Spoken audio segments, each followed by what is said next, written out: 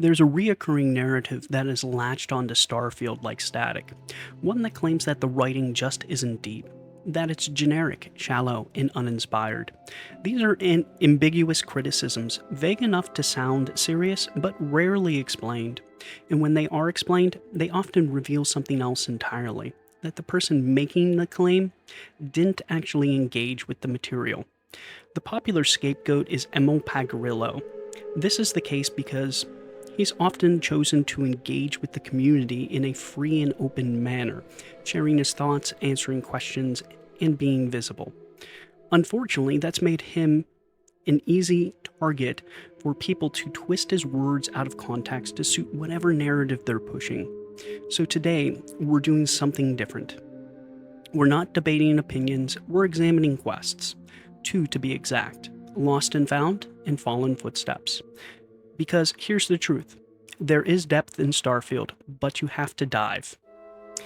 These quests are proof of that, and if you haven't played them, you may have missed some of the best storytelling Bethesda has delivered in years. I would gladly take a fire over what's happened to our city. You don't need Jinan's sight to see things are bad. No, bad is the wrong word. What happened here was tectonic. And while the wounded are being tended to, I'm most concerned with those in the city who haven't sought help. What we need is for people to check in on the elderly and the infirm. We're asked to do a welfare check on an old man because no one else is around to do it. It's the kind of task that could have come straight out of a city just hit by a hurricane, a mundane errand, a quiet moment of responsibility in the middle of a disaster. And that's what makes it powerful, because even though it's set in a distant future, it's a story that has played out countless times in the real world with a sci-fi twist. No dramatic music, no glowing artifact, just a human being who might have been forgotten. And that's where Lost and Found begins. And like the best stories, it starts out with something small, and then it stays with you. I remember things when I need to. Not everything needs to be, right? Oh, to meet you. And I apologize for the mess. I've been trying to keep everything here sorted, based on a personal system. The problem is that it's all gotten to be too much, and I can't find my things. Regan Yuta is an endearing old man, the kind of character who instantly disarms you, not with drama, but with warmth and vulnerability. He's not quite sure if he's met you before, and he's lost a few things, most notably the keycard to his own home. Rather than panic, he calmly asks for your help. You get the sense this isn't the first time something like this has happened. He explains that he uses word association to keep track of things. It's his little system, a way to fight the fog. But the data slate where he wrote it all down, he's lost that too. And where did he put it? In the sink. Because as he tells you, memories sink into your brain. It's whimsical, it's sad, it's very human. What follows is one of the most mundane tasks you'll find in a sci-fi RPG. You help an old man clean his house. But because it's Regan Olda, it doesn't feel like filler. It feels personal, necessary, human. There's no dramatic payoff waiting behind a locked door, just the quiet dignity of helping someone piece together their life that's slowly slipping away. While cleaning, you find a data slate buried beneath the mess. Regan never mentions it. He doesn't even seem to know it's missing. But what's on it begins to fill in the blanks. We learn that he was once cared for by his granddaughter, a young woman who worked at a local orphanage in Dazra. In just a few lines, the data slate gives us a glimpse into a life of routine, affection, and loss. It doesn't ask for your attention, but if you're paying attention, it stays with you. So, tell me about your kids. The ones at the orphanage. I love them, but they can be difficult. There's this one boy, Rumarin, who won't stop misbehaving.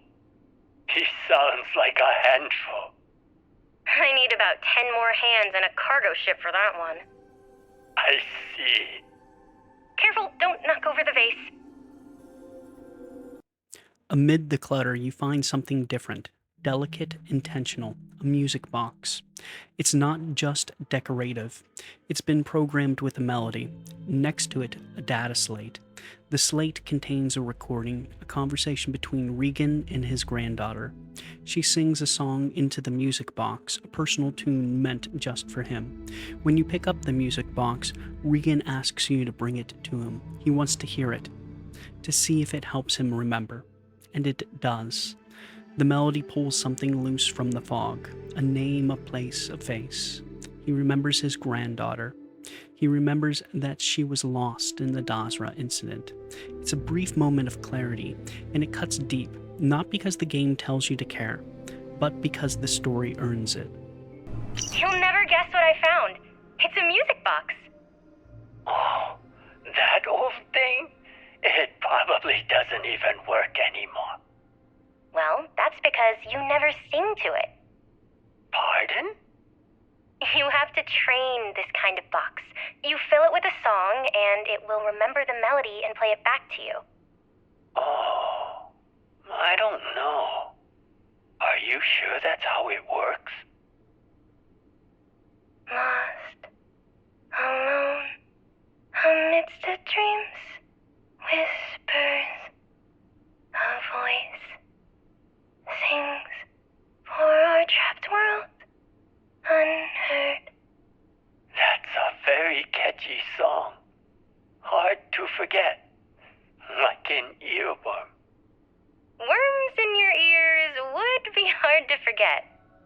I'm just saying, if I heard it, I would remember this day. Remember us.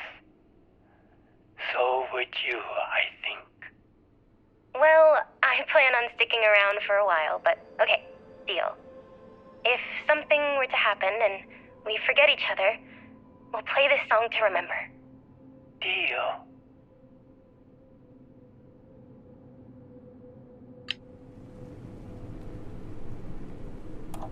Oh, what do you have there? A music box? What is that? A music box? I don't remember owning that. I wonder if it even works.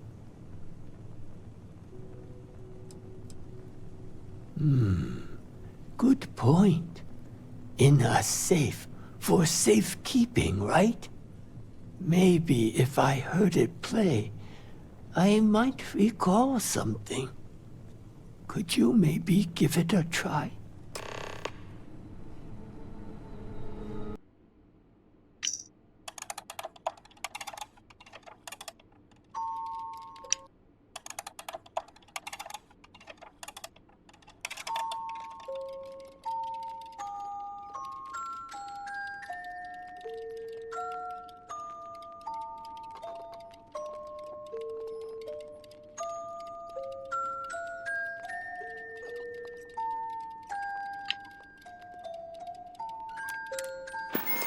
This song, I can't.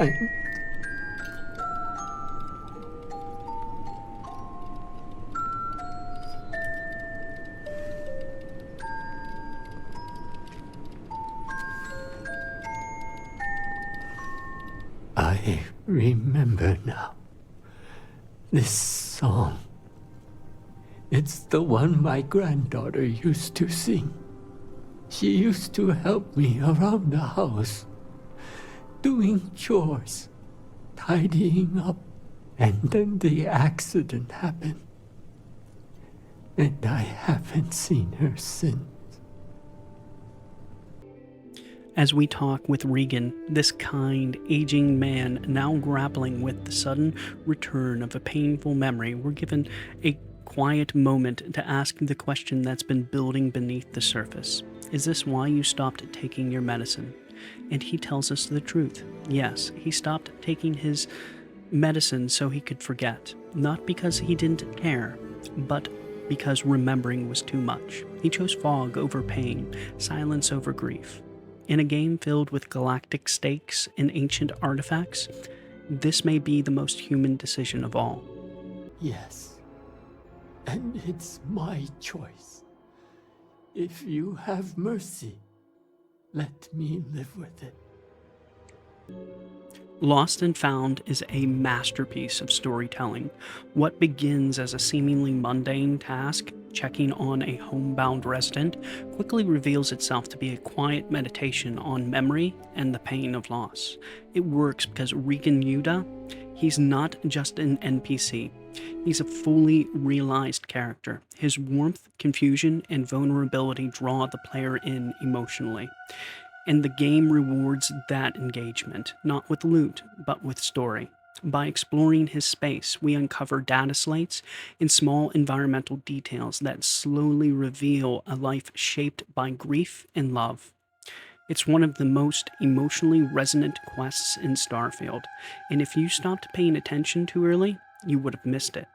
But Regan's story doesn't end there. It continues unexpectedly in another quest, one that starts with a very different tone. Fallen Footsteps begins with a more traditional assignment, removing a phantom vortex from an abandoned orphanage. But this isn't just a haunted house. In that phantom, she isn't just a ghost.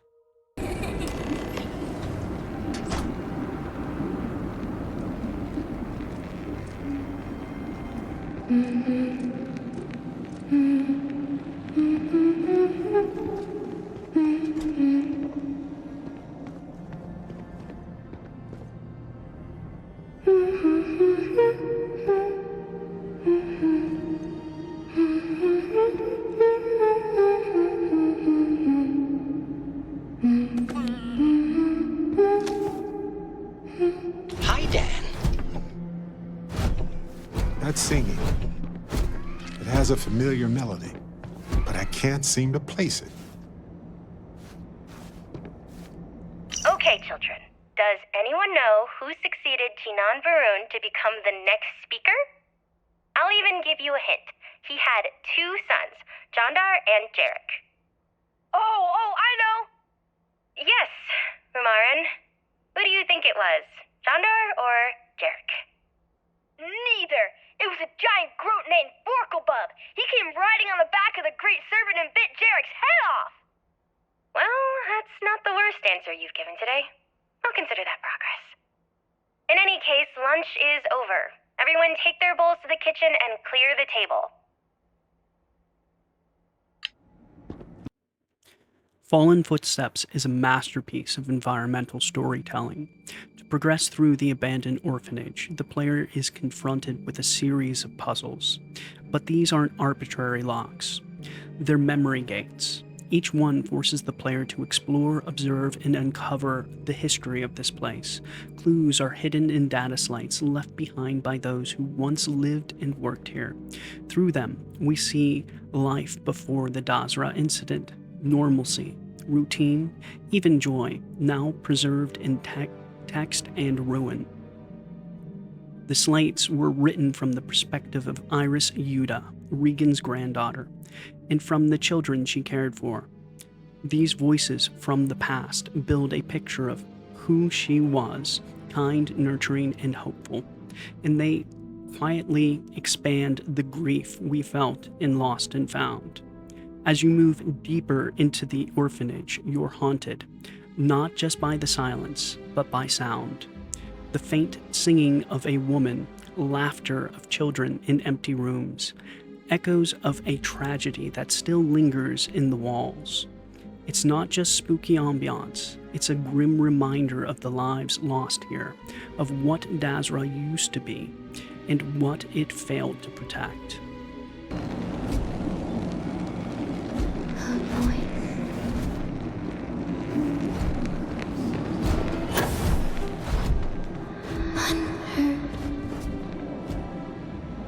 I wander this place, caged just here, longing for a moment of a love that holds no time nor place here. We touch walls.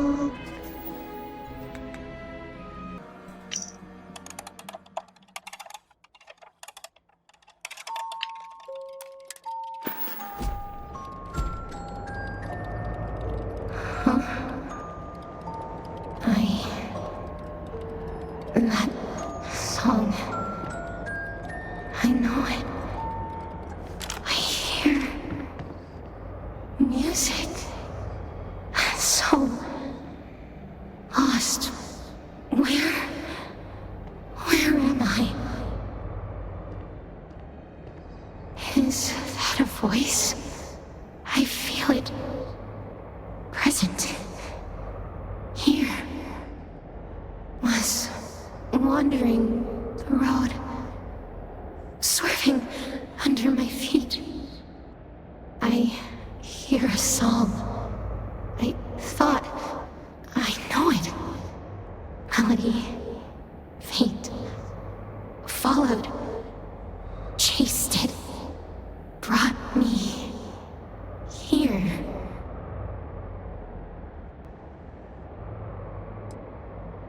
Home.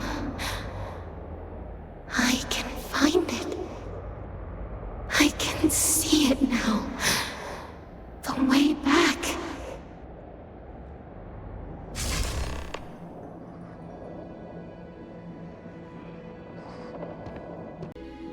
For players who recognize the melody, the one sung by Iris, the same song stored in Regan's music box. There's a hidden ending buried inside Fallen Footsteps. If you play the music box while approaching the Vortex Phantom, something changes. The song reaches her, and for a brief moment, she speaks. She says, "Home. I can find it. I can see it now, the way back." And then she vanishes. There's no fanfare, no dramatic cutscene, just silence, and the lingering ache of closure that came too late. When the quest ends, you are not told to do anything else. No waypoint appears, no new objective is given. But if the story has reached you, if you've truly been listening, then you'll feel it, the quiet pull to return to Regan Olda one last time.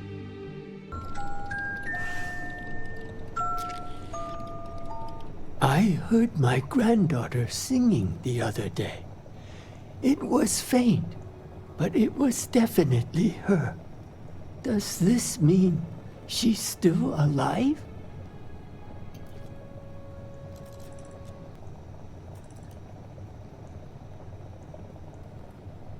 Do you mean to say she isn't here? How strange. I could hear her so clearly, as if she were standing right next to me.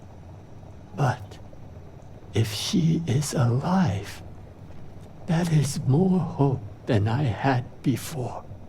Perhaps if I sing to her the way she does for me, I can find her again.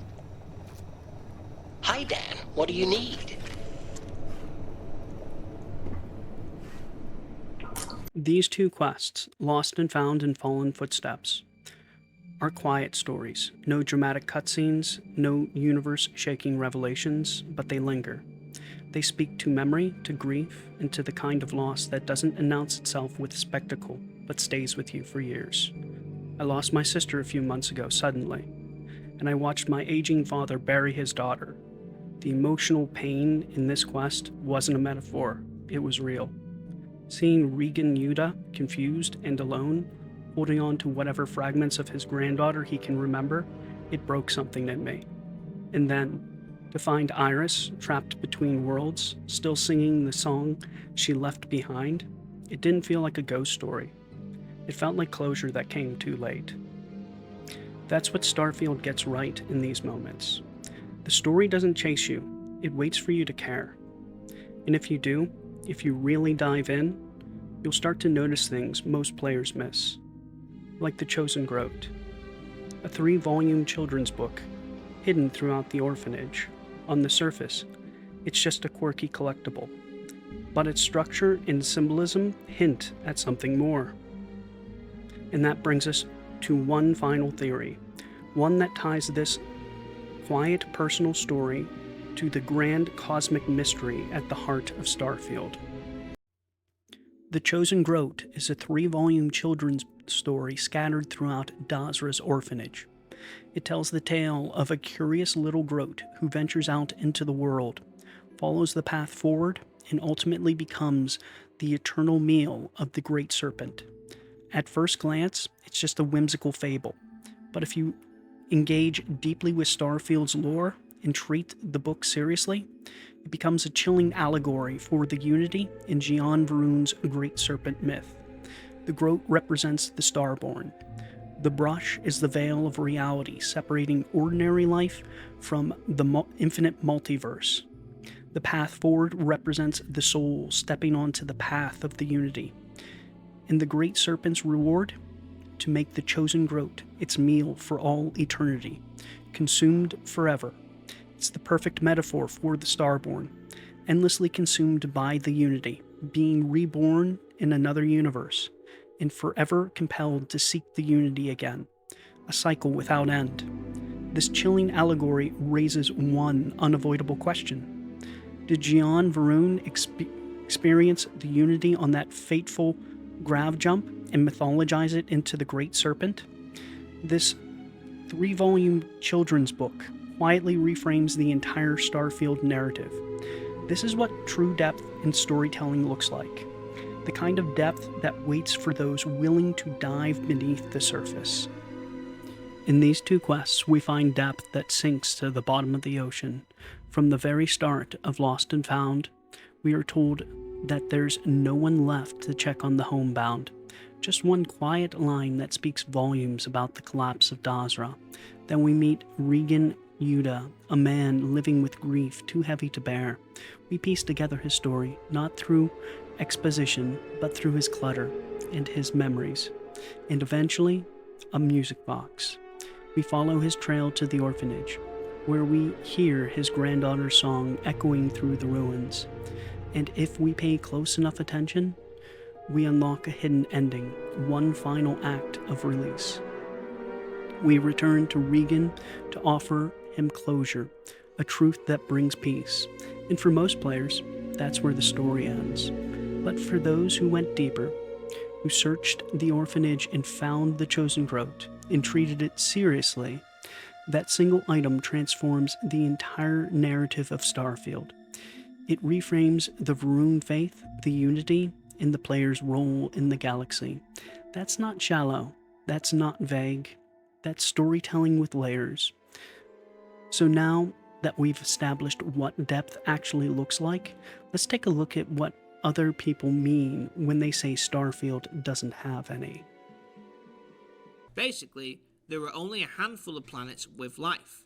Factions included the Constellation, who were just explorers, United Colonies, who were like a republic, the Freestar Collective, who were libertarians, who are literally cowboys in space, Crimson Fleet, who... They literally wear cowboy hats, yeah. It's like, even though there's no reason for that.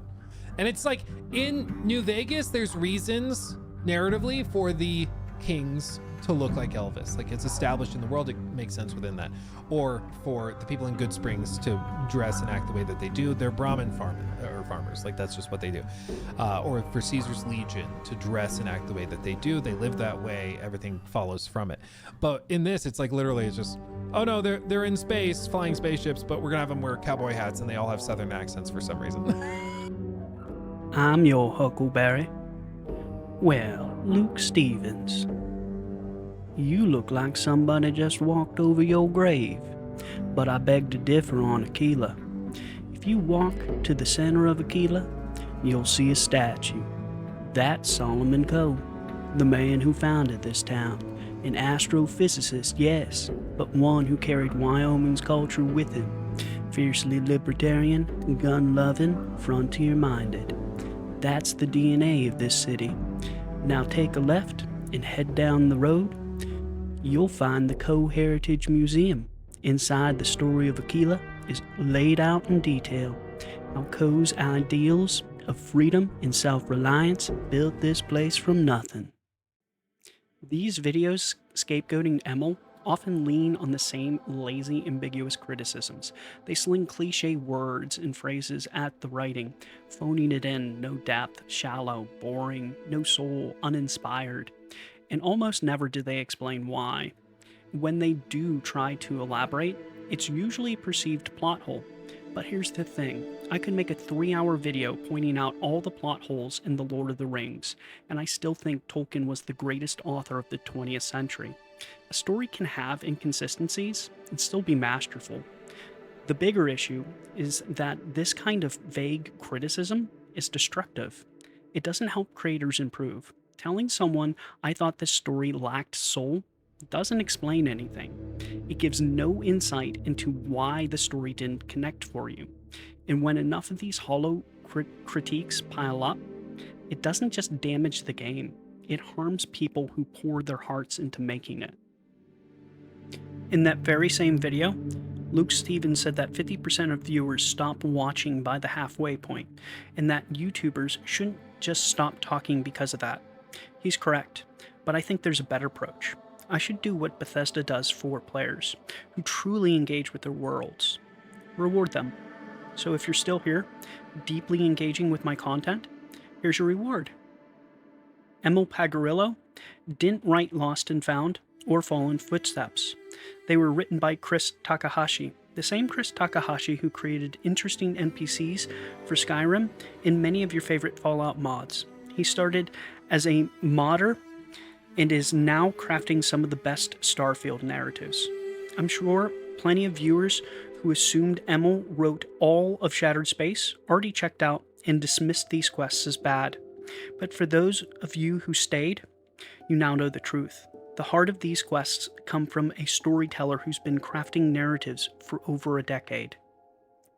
Kris Takahashi's journey is a story in itself. He began as a community modder known for the legendary Skyrim mod Interesting NPCs, which adds hundreds of fully voiced, deeply written characters. He later brought that same passion for storytelling to Fallout, cementing himself as one of the best narrative minds in the Bethesda modding scene.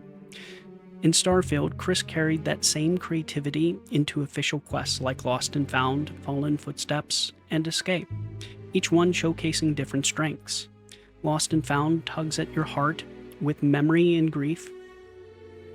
Fallen Footsteps turns environmental storytelling into a haunting narrative about loss. And Escape pushes gameplay innovation with unique puzzles and NPC interactions where the player is never quite sure who to trust. It's a puzzle-driven quest, unlike anything we've seen in Bethesda writing before. Together, these quests are proof that modders can rise to the professional stage and create experiences that stick with players long after the credits roll.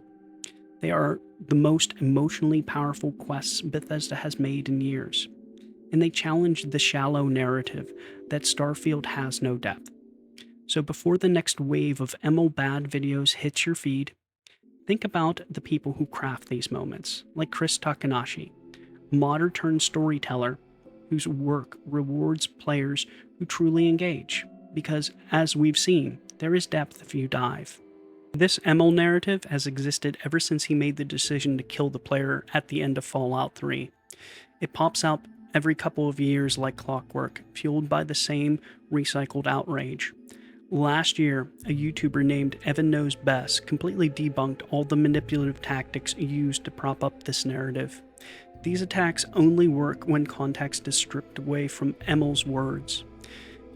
And the video shows that clearly.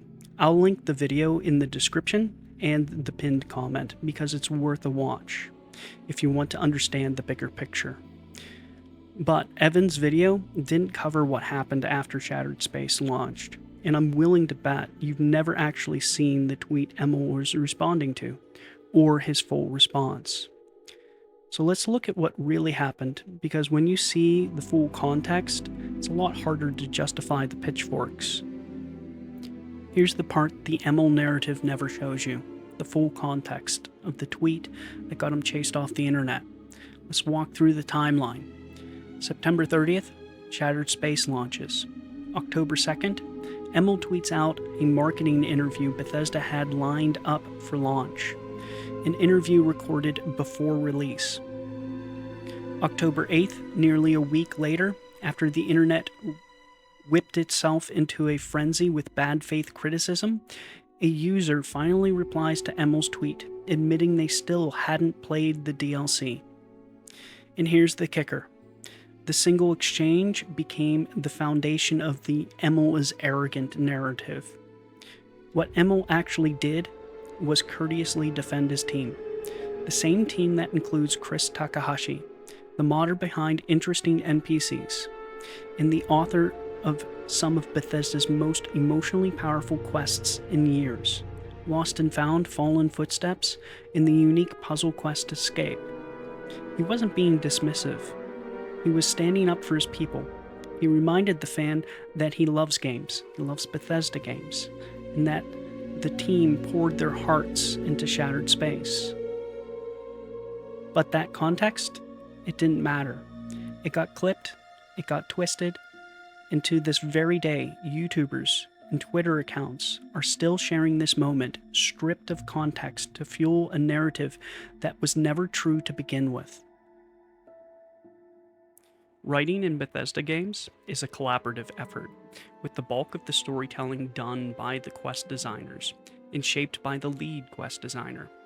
The design director's role, like Emil's, is largely about ensuring narrative consistency across the game, not writing every single line. Scapegoating him for every narrative decision misses the mark almost entirely. Worse, this kind of scapegoating erases contributions of the people actually doing the writing and makes it impossible to have nuanced conversations about storytelling.